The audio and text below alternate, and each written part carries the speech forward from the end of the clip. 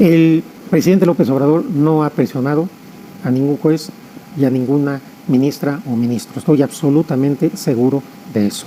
Lo que sí también estoy seguro, porque lo viví, es que el presidente Calderón sí lo hizo, aunque hoy la narrativa de derecha quiera presentarlo a él como un paladín del Estado de Derecho y al presidente López Obrador como un destructor de la institucionalidad del Poder Judicial. Tenemos un país muy injusto, clasista, racista, sexista, que en muchas ocasiones castiga la pobreza y no la delincuencia. Nuestras cárceles están llenas de personas pobres simplemente por el hecho de ser pobres y que no pudieron tener una defensa. Para ellos y para ellas, el sistema penal mexicano, y sobre todo me refiero al sistema penal, está reprobado.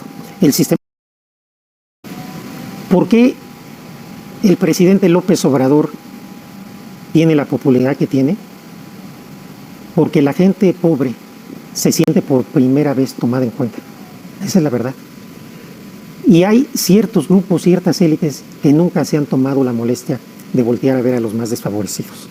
Tenemos que estar conscientes que con independencia de nuestras visiones, de nuestras ideologías, no podremos salir adelante como país si no buscamos una unión entre todas y entre todos que tenga como pilar fundamental la justicia social y una mayor igualdad. Mientras haya estas desigualdades, mientras haya gente que no tiene lo más mínimo, mientras haya gente que no tiene justicia, que es abusada todos los días, que desaparecen a sus hijos y a sus hijas, que las madres las tienen que estar buscando por todo el país sin ningún recurso, mientras sigan matando 12 mujeres al día por el hecho de ser mujeres, mientras siga habiendo tal violencia, mientras siga habiendo tal odio y tanta discriminación, nuestro país no va a poder seguir adelante. No nos engañemos. La justicia social es esencial si queremos tener un país próspero y un país moderno. Hola, ¿qué tal, Jacobs? Bienvenidos a un video más del Jacob. Pues pensaba que se iba a salir con la suya el René Delgado en plena entrevista, ya que prácticamente le hace preguntas fuertes al ministro Saldívar, pero no contaba con este tipo de respuestas, ya que al parecer terminan ahora sí que dándole su llegue al mismísimo Felipe Calderón, alias El Borolas. Increíble pero cierto. Así que pues bueno, sin más preámbulo, veamos de qué se trata y cómo estuvo, y ahorita comentamos, ¿por qué no? Tenemos por invitado a un abogado por la Escuela Libre de Derecho y doctor en Derecho por la Universidad Nacional. Se trata de un abogado postulante constitucional que ha combinado esta tarea con la actividad académica. Se trata, desde luego, del presidente de la Suprema Corte de Justicia y del Consejo de la Judicatura. Le doy la bienvenida, ministro, un gusto tenerlo aquí. Al contrario, muchas gracias por la invitación, don René. Pues mire, arranco por lo que ha estado usted subrayando.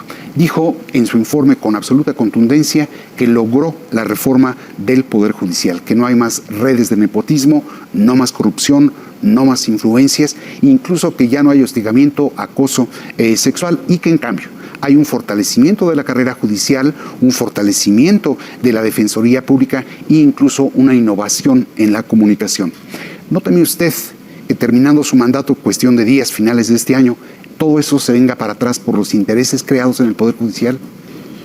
En una primera instancia, lo que puedo decir es que muchos de estos avances se encuentran consolidados en la reforma judicial, constitucional y legal, de tal suerte que de alguna manera esto blinda que el que haya retroceso sea mucho más complicado. Por el otro lado, me parece que hay algunos avances, como lo que hemos hecho en igualdad de género, que difícilmente alguien se va a atrever a revertirlos. Y lo mismo, por ejemplo, el papel que ha jugado la Defensoría Pública. Veo complicado que hoy llegue alguien que diga que la Defensoría Pública en mi administración liberó a más de 44,000 personas pobres, ya no juegue el papel que ha venido jugando. Pudiera quizás, eso sí, haber una menor intensidad, una menor fuerza para seguir avanzando y consolidando estas transformaciones. Pero lo que yo he dicho y pienso hacer es que una vez que yo deje la presidencia de la Corte y vote el 2 de enero por quien yo considere que es la mejor opción, no miraré para atrás. Quien llegue tendrá la responsabilidad de hacer lo que considere que es lo más conveniente, lo más adecuado para el Poder Judicial. Yo habré cumplido mi periodo y respetaré las decisiones que tome quien llegue. Muy bien. Ahora, a lo largo de 4 años que duró su presidencia, usted estuvo sujeto a fuego cruzado o a 2 fuegos. ¿Coincide con esa percepción que yo tengo? Desde luego que estuvimos en un momento muy polarizado el país y hubo intereses muy claros que quisieron tomar el Poder Judicial y particularmente a la Corte como un partido de oposición, como un opositor al gobierno en turno, y al no habernos prestado a ello, pues estuvimos sujetos a un desgaste y a una narrativa que sí ha logrado penetrar en un sector de la sociedad de manera interesada, poco ética, pero así es la política. Lo importante es que nosotros hicimos lo que consideramos correcto y que entrega un poder judicial renovado, independiente o autónomo, que más allá de la retórica puedo demostrar y acreditar, como lo hice en mi informe, con hechos y con datos duros, que efectivamente hay un nuevo poder judicial federal. Voy a regresar sobre ese tema, pero justamente quisiera rescatar de su informe un pasaje donde habla sobre ese particular, si le parece. Lo vemos. Adelante. Entregamos un poder judicial renovado, íntegro, moderno, profesional y con sentido humano, que responde con resultados, que rinde cuentas con datos duros, que resiste los embates de los factores reales de poder y que preserva su independencia con hechos y no con palabras, con sentencias y no con discursos. Ahí está su dicho. Me quedo con una expresión que me llamó poderosamente la atención. Resistió los embates de poderes fácticos. Usted ya dijo que hubo intereses en tomar el Poder Judicial y la Suprema Corte. ¿Cuáles fueron esos embates? Creo que es muy fácil verlo simplemente si se analiza la prensa, el Twitter durante estos 4 años, cómo hubo una intencionalidad muy clara para tratar que la Corte se enfrentara en la arena pública con el presidente y con el partido en el poder. De eso se trataba de intentar desgastarnos, presionarnos, deslegitimarnos, para que en un momento dado buscáramos el apoyo, el respaldo de estos grupos que hablaban mal de nosotros todos los días, para tratar de generar un paliativo hacia una imagen pública que ellos estaban empeñados en desgastar. Nunca lo hicimos y afortunadamente son una minoría, sin duda importante, pero al fin y al cabo una minoría. Los datos duros los desmienten y ahí están los resultados. Tenemos una defensoría pública que defiende a los más pobres, igualdad de género, avanzamos en la paridad de género, avanzamos en el combate a la corrupción, al hostigamiento sexual, al nepotismo que por primera vez se ordena. Tenemos toda una justicia digital, la más avanzada en el mundo, echamos a andar la reforma laboral y la consolidamos. Yo me quedo muy satisfecho con lo que se lograron estos 4 años. Usted ya se podría mandar a hacer una playera que diga: yo sobreviví a la Suprema Corte de Justicia. ¿Qué es más duro, ministro presidente, resistir los embates de grupos de interés o de otro poder como lo es el Ejecutivo? Con el Ejecutivo tuvimos una muy buena relación de respeto, de confianza y de afecto. Una relación cordial que, más allá del discurso que el presidente tiene y que se entiende en la lógica política en la que está inmerso el país, fue muy respetuoso.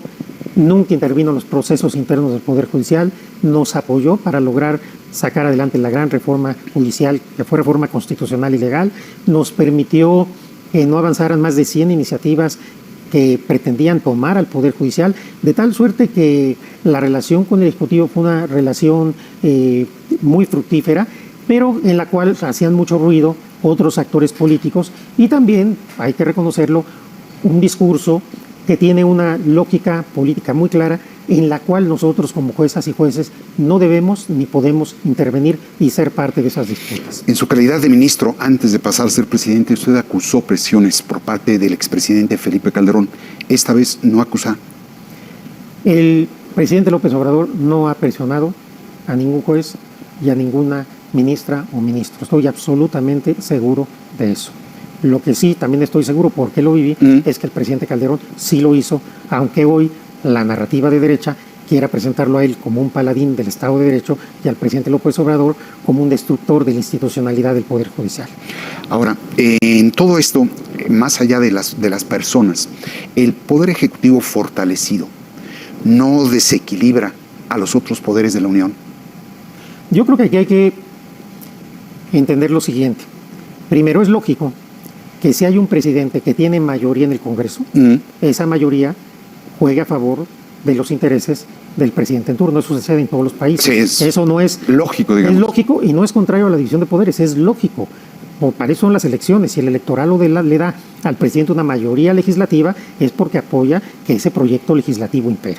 Y por lo que hace el Poder Judicial, con independencia de la legitimidad, de la popularidad o del poder que pueda tener uno u otro presidente, nosotros tenemos que seguir siendo el órgano equilibrador, el poder defensor de la Constitución, el árbitro constitucional. Vamos a hablar de eso más adelante, ministro presidente. Ahora, yo tengo la impresión de que frecuentemente el Poder Ejecutivo, el presidente López Obrador, le hacía pagar a los jueces los platos rotos por los fiscales. ¿Puedo pensar, es correcto ese pensamiento? Yo creo que en muchos casos los asuntos no caminan o se tiene que liberar a ciertas personas porque hay errores en la forma como se integran las averiguaciones o cómo se detiene a las personas. Y cuando me refiero a errores, me refiero a violaciones constitucionales, violaciones a los derechos humanos. No me estoy refiriendo a errores si faltó una hojita. Procedimentales. No, errores serios, porque el debido proceso es un derecho humano. Y hay muchos casos, efectivamente, en que por errores o por corrupción en otras áreas después paga los platos rotos el Poder Judicial Federal. Habrá otros casos en que, como toda institución, a veces los jueces y las juezas también pueden equivocarse, pero estoy convencido de que el Poder Judicial Federal, en el ámbito, digamos, de los delitos federales, es el poder que realiza con mucho mayor profesionalismo su labor y el que actúa con una mucho mayor seriedad. Tengo la impresión de que se ha puesto el acento de la reforma en el Poder Judicial, tanto por la vía de la oralidad como por la vía de los hechos que usted llevó a cabo durante su presidencia, pero que no la ha habido, a pesar de que se volvió autónoma e independiente la Fiscalía, una reforma integral que me incluya no solo la impartición y la administración de la justicia, sino también la procuración. A su parecer, falta una reforma que me contemple a ambas entidades. Nosotros hicimos una reforma al Poder Judicial Federal. Correcto. Esa fue nuestra responsabilidad y creo que cumplimos. Ahora bien, he dicho en muchas ocasiones que hace falta una gran reforma a la justicia local. Tenemos que revisar cómo están actuando y con qué instrumentos jurídicos todos los poderes judiciales de los estados y todas las fiscalías del país, y por supuesto que si vamos a hacer una reforma de la justicia, habría que también analizar lo relativo a la Fiscalía General de la República, si el sistema penal acusatorio requiere una revisión, en qué partes, etcétera. Creo que sí valdría la pena generar una reflexión colectiva para llevar a cabo una gran reforma de la justicia. Nosotros completamos una gran reforma del Poder Judicial Federal, pero falta la reforma de la justicia sin duda. Ahora bien, de algún modo la ampliación del catálogo de delitos graves susceptibles de prisión preventiva y de algún modo el abuso justamente de la prisión preventiva oficiosa, a la cual usted mostró oposición, ¿no es de algún modo el salvavidas de la negligencia de las fiscalías? Yo he votado 3 veces consecutivas que la prisión preventiva oficiosa es inconvencional y consecuentemente me parece que debería desaparecer. Y efectivamente, la prisión preventiva oficiosa permite que haya mucho menos rigor en las fiscalías y también en los jueces para que una persona esté en prisión sin que se haya acreditado que es responsable. Por supuesto que si damos el paso para que la prisión preventiva oficiosa termine y todas las prisiones preventivas sean justificadas, es decir, que toda persona que se decrete que va a seguir su proceso en prisión se justifiquen las razones por las cuales esta persona en específico debe estar privada de su libertad, exigirá una labor de todos los que participan en el sistema de justicia de mucha más seriedad y profesionalismo, desde quien les toca detener a las personas, las fiscalías y por supuesto también las juezas y jueces federales y locales. Retomo algo que ya me mencionó, que yo le dije que quería tratar un poco más a fondo. Me dice usted, el Poder Judicial es un poder equilibrador. Me dice usted que hubo intereses que intentaron tomar al propio Poder Judicial. Y yo quisiera volver a proyectar un pasaje, no de ese informe, sino de la última conferencia de prensa que dio ya en noviembre. Gracias. La Corte en particular, pero todas las juezas y jueces federales, somos los baluartes, somos los guardianes de la democracia mexicana, porque somos nosotros los guardianes de la Constitución y de los derechos humanos. El papel que jugamos nosotros, por supuesto que es un poder equilibrador. No somos un partido de oposición como se ha pretendido por algunos. No somos una oposición al gobierno. Tampoco somos gobierno. Somos el poder equilibrador. Somos el poder controlador. Somos la última palabra del sistema jurídico mexicano. Somos la última palabra en defensa de la democracia. Ahí está. ¿No corre el peligro la Suprema Corte de Justicia de ser presa de la disputa por el poder? La Suprema Corte, y no solo en México, en todos los países, siempre va a ser objeto de que los actores políticos quieran tener una posición favorable a ellos. Lo acabamos de ver en Estados Unidos, con la integración actual de la Corte. Podemos ver lo que está sucediendo en España, tanto en el Tribunal Constitucional como en la falta de integración del Consejo de la Magistratura, de tal suerte que es normal que el árbitro, el defensor de la Constitución, la última palabra del orden jurídico, sea muy codiciado para que los actores políticos primero traten de poner gente afín a su ideología. Esto sucede en todo el mundo. Y una vez que los órganos están integrados, Claro que se busca con acciones, con controversias, con discusiones, con debates políticos, tratar de inclinar la balanza a un lado o a otro. Esto es normal y es lógico. Las ministras y los ministros lo que tenemos que hacer es actuar con mucha seriedad, con mucha responsabilidad, argumentar nuestros votos, porque ahora parece que estamos como en un partido de fútbol. Sí. Si fallamos al lado que le gusta una parte de la tribuna, estamos bien, y si no, estamos mal y nos chifla la otra parte de la tribuna. Más allá del sentido de los votos, lo que se tendría que analizar, sobre todo por quienes se dicen académicos, es las razones y los argumentos de los votos. Y esto es lo que no se han analizado estos 4 años. Se descalifica a algunos porque votan en un sentido o en otro, pero no hay un análisis de las razones por las cuales votamos en un sentido o en otro sentido. Y creo que aquí es la responsabilidad de todos nosotros, quienes integramos la Corte, que cada voto que emitamos, pero sobre todo en los asuntos más delicados, más complejos, esté suficientemente sustentado con una argumentación que puede ser opinable, pero que nunca se pueda decir que es arbitraria o interesada. Ahora, el constante recurrir a la Corte por parte de los partidos de oposición, la oposición partidista, y por parte de la resistencia civil, ¿no acusa un fracaso de la política? Me parece que, por un lado, es normal ante un país tan plural, con tantos partidos políticos, y en este momento tan polarizado, que todo se trate al final de resolverse por una vía procesal adecuada, que es el Tribunal Constitucional. Y que todos los partidos y todos los actores sigan acudiendo a la Corte y al Poder Judicial Federal demuestra que el Poder Judicial Federal y la Corte son independientes, si no, no acudirían a nosotros. Demuestra eso, pero también demuestra lo contrario, que son incapaces de encontrar acuerdos. Y por el otro lado, también es cierto que derivado de la propia polarización, pero no solamente porque esto ocurría ya desde hace tiempo, y quizás también porque los mecanismos de recurrir para resolver conflictos político-constitucionales a la Corte son todavía recientes en nuestro país, de 95 a la fecha, nos hace falta tratar de privilegiar más los acuerdos políticos, porque hay leyes que se impugnan incluso cuando se votan por unanimidad, sí, y después se impugnan. Tiene razón en eso. Me parece que entre más se privilegie la política y los acuerdos, menos cosas llegarán a la Corte. Pero la Corte, mientras sigan llegando asuntos, tendrá que seguir resolviéndolos con imparcialidad, con neutralidad. Son, por supuesto, muchísimos asuntos los que llegan, pero creo que la Corte está demostrando que ha podido estar a la altura de las circunstancias, del momento tan delicado políticamente y socialmente que vive el país, y sigue teniendo la confianza de los actores políticos para que sea la Corte quien diga la última palabra. Muy bien, si me permite, vamos a un corte y regresamos. Gracias. Estamos ya de vuelta con el ministro Arturo Saldívar, presidente saliente de la Suprema Corte de Justicia y del Consejo de la Judicatura. Ministro, echaron abajo varias de las iniciativas presidenciales que fueron aprobadas por el Poder Legislativo. Sin embargo, hay la queja de que hay iniciativas o leyes ya de algún modo impugnadas que no han sido resueltas por la Corte, siendo que son principales, en particular aquellas que tienen que ver con lo que algunos consideran la militarización de la seguridad pública. ¿Por qué? ¿Por qué ese retraso? Primero, porque la Corte recibe más de 16,000 asuntos al año. Entonces, la Corte en estos 4 años de mi administración ha tenido el Pleno su mayor productividad en su historia.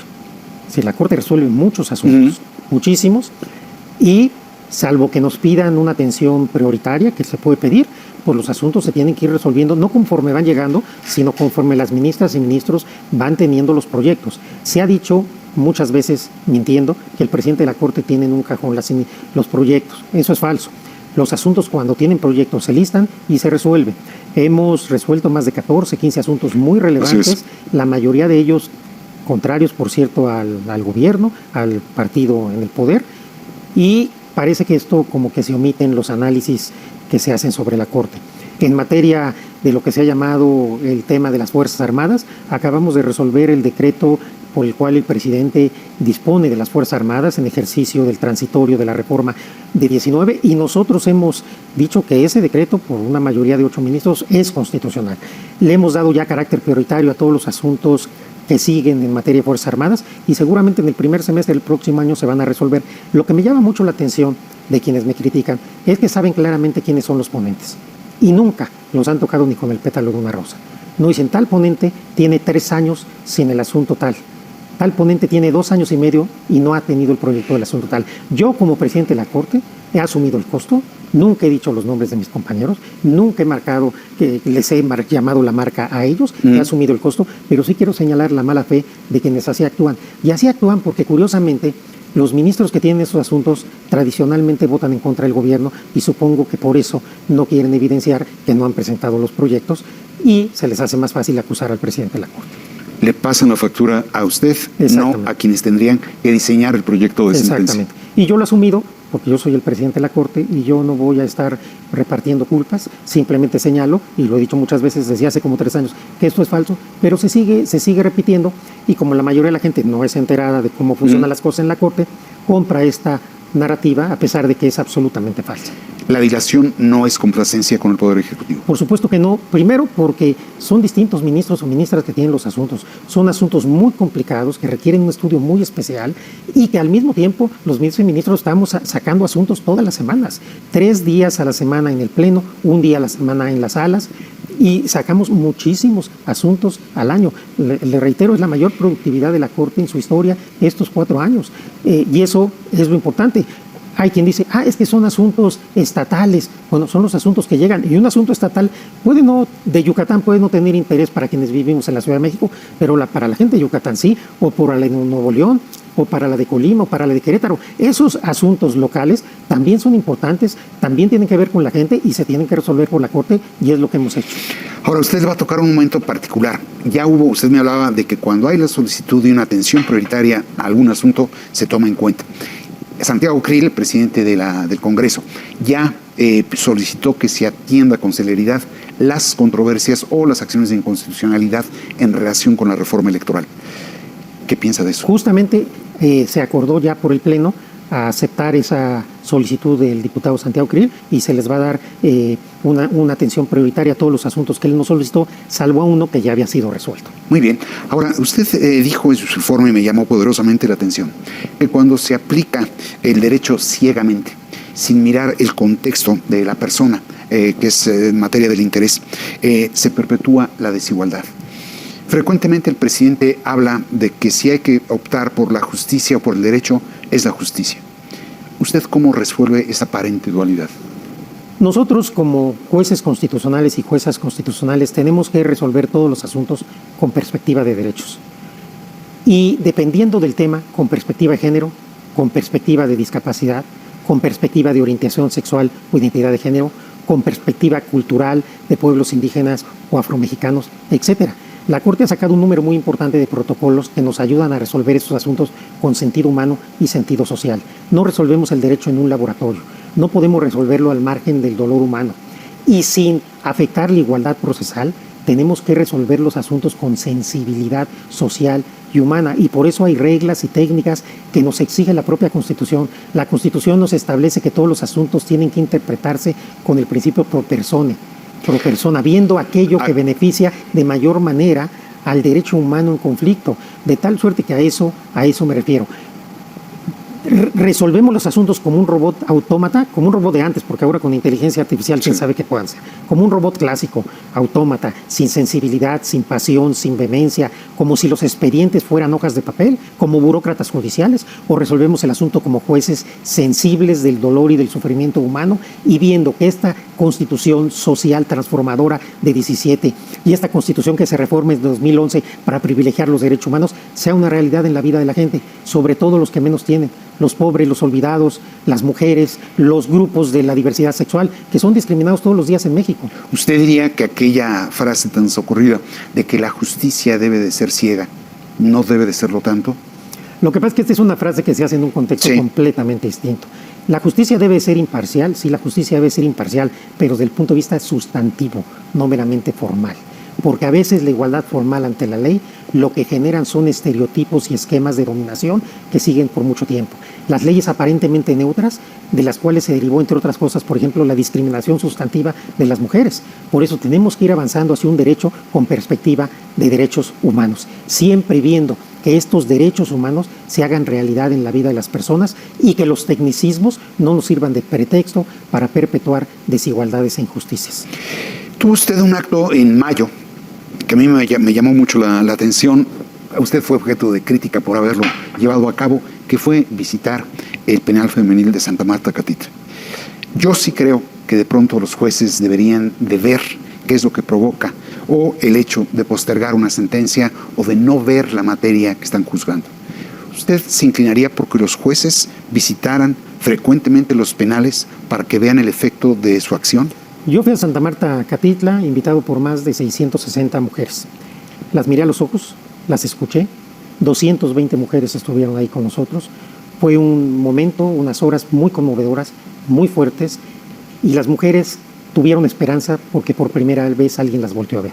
Yo no fui para la foto, celebré un convenio con Claudia Sheinbaum, jefa de gobierno, a la cual le agradezco mucho, para que nuestros defensores y defensoras pudieran defender en asuntos locales. Estamos defendiendo hoy a más de 1,000 mujeres. Hemos liberado ya 9 y yo creo que próximamente liberaremos muchas más. Hemos liberado más de 41,000 personas pobres en menos de 4 años. Esto nunca había sucedido, es el 20% del padrón carcelario de México. ¿Y esto qué significa? Significa ser empático con el dolor humano. No podemos ser jueces encerrados en una burbuja. Muchos me criticaron porque decían que iba para la foto. He demostrado que no fui para la foto. Y si me llaman protagónico por hacer mi trabajo, lo soy. Pregúntenles a las mujeres de Santa Marta, Catitla, si vale la pena o no un ministro protagónico, o hubieran preferido que nadie fuera a verlas. Sin duda. Tuvo toda una expresión fuerte prácticamente al cierre de su informe del jueves pasado. La leo. Para la gran mayoría del pueblo, la justicia no es más que una palabra vacía. Acceder a tribunales que resuelvan sus disputas y que defiendan sus derechos, una promesa sin cumplir. En una escala de 1 a 10, ¿qué calificación le pondría al sistema de justicia en México? Hay que decir primero que cuando yo hago esta aseveración me refiero a todo el sistema de justicia, sí, no al sistema del Poder Judicial. Correcto. Federal. Así lo entendí. Tenemos un país muy injusto, clasista, racista, sexista, que en muchas ocasiones castiga la pobreza y no la delincuencia. Nuestras cárceles están llenas de personas pobres simplemente por el hecho de ser pobres y que no pudieron tener una defensa. Para ellos y para ellas, el sistema penal mexicano, y sobre todo me refiero al sistema penal, está reprobado. El sistema familiar también. ¿Cuántas mujeres sufren violencia vicaria en México? Miles de mujeres que usan a los hijos y a las hijas, los hombres, para castigarlas, para violentarlas. A ellos y a ellas me refiero. Tenemos que ser autocríticos. Yo lo fui con el Poder Judicial Federal, entrego un Poder Judicial Federal renovado, pero no cierro los ojos de que tenemos que seguir avanzando a una reforma integral de la justicia hasta que la dignidad y la costumbre, hasta que la dignidad y la igualdad se vuelva costumbre, como he dicho muchas veces, que no es frase mía, porque mientras los pobres y los más marginados de este país no sean volteados a ver, no sean escuchados y sigan siendo presa de un sistema judicial ausente, corrupto, insensible, este país no va a poder seguir adelante y va a seguir teniendo un dolor tremendo todos los días. Paso a lo que sigue, a Arturo Saldívar. Lo han candidateado como fiscal general de la República, lo han llegado a candidatear ya como presidente, como consejero presidente del Instituto Nacional Electoral. Usted ha dicho, yo voy a terminar mi mandato como ministro, 30 de noviembre del 2024. Si hay algo donde yo pueda servir mejor, lo voy a considerar. ¿Esas dos posiciones le llaman la atención? ¿Le interesan? En este momento yo sigo en lo dicho. Yo concluiré mi función como ministro hasta el día que fui nombrado. Si surge algo que me interese, para lo cual no solamente es qué cargo es, sino en qué coyuntura, para qué, con qué posibilidades de seguir transformando y mejorando al país, lo ponderaré. Por el momento yo no estoy buscando ningún cargo, no me estoy candidateando, no estoy haciendo campaña para nada. Seguiré haciendo lo que a mí me toca como ministro y, por cierto, como ministro y sin ser presidente de la Corte, seguiré haciendo TikTok y no para candidatearme, sino para seguirme acercando a los jóvenes de nuestro país. Ya vi que trajo tenis, como dice. Sí, para que vean que sí los uso y que no era nada más para un video. Muy bien. Déjeme cerrar la entrevista, ministro, con un último pasaje de su informe. Si le parece, lo vemos. Claro.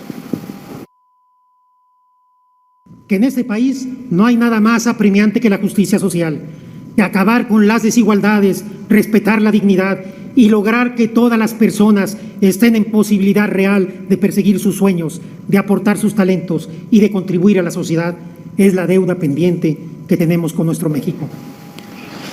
Ahí está su hecho. Sí. ¿Qué llamado haría para cobrar conciencia cabal de ese problema ancestral que es el de la falta de justicia social, la desigualdad? Creo que requerimos generar efectivamente una conciencia social sobre esto. ¿Por qué el presidente López Obrador tiene la popularidad que tiene? Porque la gente pobre se siente por primera vez tomada en cuenta. Esa es la verdad.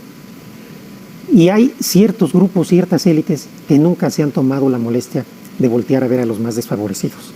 Tenemos que estar conscientes que con independencia de nuestras visiones, de nuestras ideologías, no podremos salir adelante como país si no buscamos una unión entre todas y entre todos que tenga como pilar fundamental la justicia social y una mayor igualdad. Mientras haya estas desigualdades, mientras haya gente que no tiene lo más mínimo, mientras haya gente que no tiene justicia, que es abusada todos los días, que desaparecen a sus hijos y a sus hijas, que las madres las tienen que estar buscando por todo el país sin ningún recurso, mientras sigan matando 12 mujeres al día por el hecho de ser mujeres, mientras siga habiendo tal violencia, mientras siga habiendo tal odio y tanta discriminación, nuestro país no va a poder seguir adelante. No nos engañemos. La justicia social es esencial si queremos tener un país próspero y un país moderno. Esto no es una cuestión de ideología, está en la Constitución. La Constitución mexicana es la primera constitución social del mundo y no la hemos honrado. No hemos sido capaces de darle un mejor nivel de vida a la gente más pobre de México y no hemos sido capaces de romper estereotipos y desigualdades históricas hacia las mujeres, hacia las niñas, hacia los niños, hacia los grupos de la diversidad sexual, hacia nuestros pueblos y comunidades indígenas y afromexicanas, hacia las personas con discapacidad, hacia muchas y muchos mexicanos. Seguimos siendo, lo digo y les molesta que lo diga, un país sexista, un país racista, un país clasista. Y ojalá todos lo reconozcamos porque la única forma de salir adelante es reconocer los problemas que tenemos. Pues yo le agradezco muchísimo, le aprecio muchísimo la disposición, ministro. Al contrario, muchas gracias, don Pedro. Pues ahí tiene usted al ministro Arturo Saldívar, presidente de la Corte Saliente. Bueno, pues ahí está donde pues prácticamente se la quería aplicar René Delgado al mismísimo ministro Saldívar. Pensaba que se iba a ir con la suya, que iba a hacerlo quedar mal con AMLO, pero porque le quedan 2 años más y al parecer no le salió la jugada por más que quiso, por más que le buscó, y todavía le dice, te quieres meter presión prácticamente nuestro AMLO al Poder Judicial. No ha habido presión ni se ha metido, como que sí me consta cuando se metió Borolas a presionar con todo al Poder Judicial y sobre todo a mi increíble pero cierto, y él mismo Borolas puso a Arturo Saldívar, y Arturo Saldívar pues prácticamente como todo un profesional no se dejó mangonear y prácticamente siguió pues su camino el mismísimo Saldívar, y que esto no lo esperaba pues Borolas, ya que pues él pensaba que iba a tener un súbdito más, pero pues no le salió tampoco la jugada ahí al borolismo, y pues prácticamente Saldívar se le puso al tú por tú. Y también pues nos dice lo que dice nuestro presidente, lo dice Saldívar, que pues ahí está todavía un país clasista y racista, y que pues no hay prácticamente justicia para la gente pobre, ya que pues muchas veces se castiga por la pobreza, solamente por no ser pobre no tienen cómo defenderse para invertir en un abogado, y pues prácticamente terminan en la cárcel sin tener cómo defenderse o sin ser culpable, nada más que llegan acá pues un político o alguien poderoso, vamos a meter a la cárcel porque es alguien peligroso y que no sé qué y no sé cuánto, y solamente para lavarse las manos y no saber nada al respecto. Y sin embargo hay mucha cárcel, mucha gente llena de gente inocente, de que pues yo ni en cuenta, pero como no tiene dinero para invertir, para su seguridad, para su libertad, pues prácticamente se fue así. Con, por ejemplo, Vallarta, que es un preso político desde el borolismo, y no se ha podido, y todo por el Poder Judicial, porque solamente lo quieren hacer una chicanada.